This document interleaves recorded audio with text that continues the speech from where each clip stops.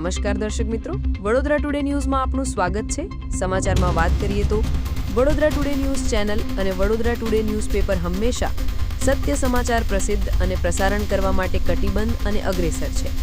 તારીખ 19/8/2025 મંગળવારના રોજ વડોદરા ટુડે ન્યૂઝપેપરમાં સમાચાર પ્રસિદ્ધ કર્યા હતા કે સૂત્રો દ્વારા અને ચોક્કસ લોક માહિતી મુજબ રેલવેમાં મોટા પાયે ગેરકાયદેસર રીતથી અને છુપી રીતેથી ચોક્કસ અમુક રેલવે પોલીસ પ્રશાસનના માણસો દ્વારા અને મળતિયા બુટલેગરો દ્વારા મોટા પાયે પરપ્રાંતીય અંગ્રેજી શરાબના પેટીઓનો સંગ્રહ સપ્લાય કરવાનો સમાચાર વડોદરા ટુડે ન્યૂઝપેપરમાં પ્રસિદ્ધ કર્યો હતો અને વડોદરા શહેર એલસીબી પોલીસ ટીમ અને રેલવે એલસીબી પોલીસ ટીમે સંયુક્ત રેડ પાડી તારીખ 30/8/2025 શનિવારના રોજ કાયદેસરની કાર્યવાહી કરી વિપુલ માત્રામાં પરપ્રાંતીય અંગ્રેજી શરાબના પેટીઓનો જથ્થો પકડી પાડ્યો। વડોદરા ટુડે ન્યૂઝ ચેનલ અને ન્યૂઝપેપર સચોટ અને સત્ય સમાચાર પ્રસારણ અને પ્રસિદ્ધ કરે છે।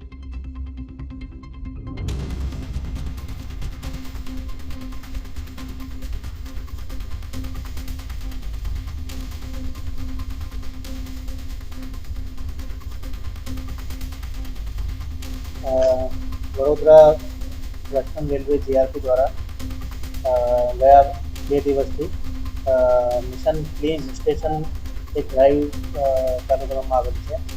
આ ડ્રાઈવ હેઠળ અને રાત્રિના દરમિયાન વિવિધ જે રેલવે સ્ટેશનો ઉપર જે અસામાજિક તત્વો હાજર હોય અને જે એવા લોકો તત્વો યાત્રી સિવાય જે પણ હાજર હોય યાત્રીની રેલવે સ્ટેશન સ્ટાફ સિવાય એના ઉપર વોચ રાખતા હોય છે અને એને અટકાવતા હોય છે।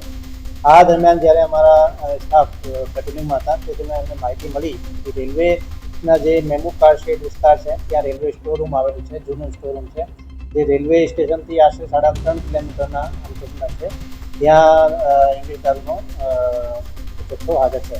તો અમારી એલસીબીની ટીમ ત્યાં રેડ કરતા એમને 241 જેટલી પેટીઓ ત્યાં મળી, ટોટલ 38 લાખ જેટલો મુદ્દામાલ ત્યાંથી રિકવર કરવામાં આવેલું અને આમાં જ્યારે વધુ તપાસ કરતા આમાં આરોપી તરીકે રૂબિન યુસુફ મિયા શેખ અને કપિલ સિંઘ કુંતલ તરીકેનું નામ જાણવા મળેલું છે।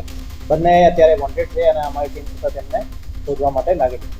હા, આમાં જે રૂબિન શેખ છે આ રેલવે અપોઇન્ટમેન્ટ તરીકે કામ કરે છે અને એનો જૂનો ઇતિહાસ રૂબિન 2018માં મર્ડરનો આરોપી પણ છે અને વડોદરા શહેરમાં એમના વિરુદ્ધમાં વિવિધ પ્રોહિબિશનના ગુનાઓ અને અસોલ્ટના ગુનાઓ પણ દાખલ છે અને નવાયાર્ડ વિસ્તારના જે રેલવે કોલોની છે ત્યાં રહે।